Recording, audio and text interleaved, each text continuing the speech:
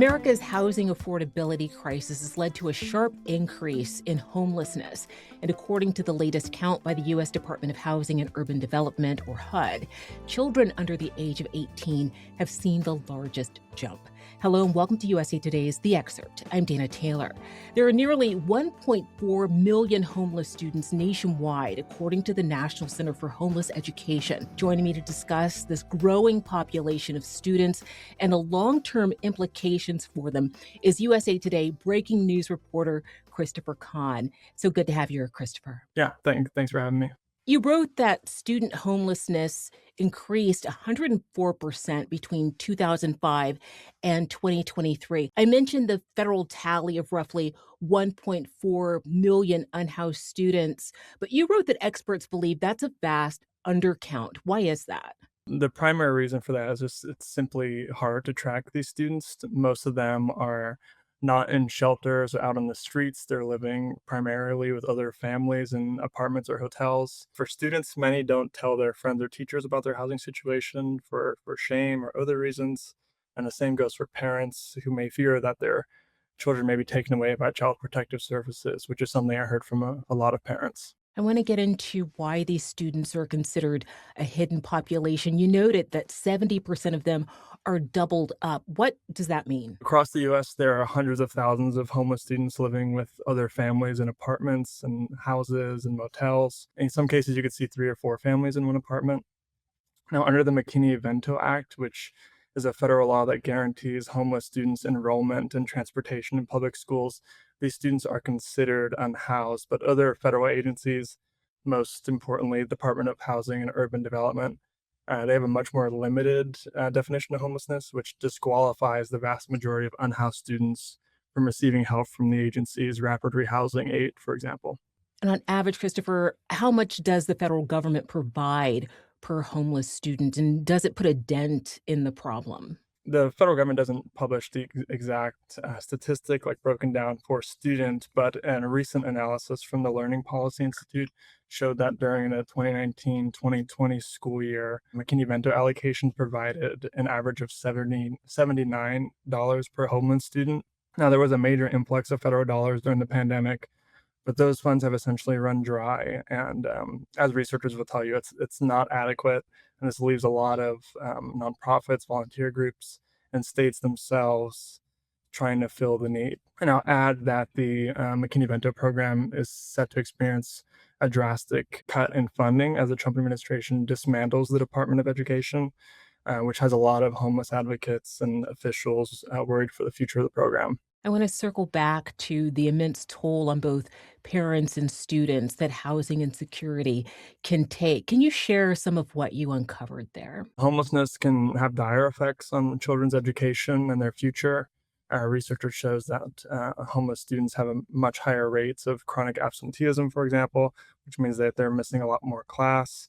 They struggle with frequent school transfers and transportation. And as you can imagine, it's much harder to concentrate and study when you're living in a cramped space with other families or in a car, as some families are. Homeless students are, on average, about 20% less likely to graduate than their housed peers. And then in terms of those graduation rates, what are the long-term impacts here for these students? The researchers say that lack of a GED or high school diploma is the single greatest risk factor for homelessness as a young adult. So meaning basically that those who are homeless as children are much more likely to be homeless as adults.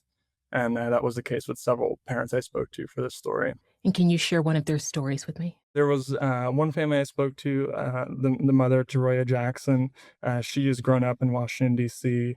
for all her life, and now she has 5 children, and they are currently unhoused in a shelter in Washington, D.C. But when Teroya was a young girl, she was also homeless with her mother and had bounced around in Washington, D.C.'s shelter programs, and recounted how difficult it was at the time, like trying to maintain a routine for herself, and the kind of pain that she went through having to bring her children into a shelter just like she was in when she was a child. As you reported, it often falls to teachers or school staff to identify whether a student is housing insecure. Some school districts are building their own shelters and car sleeping lots.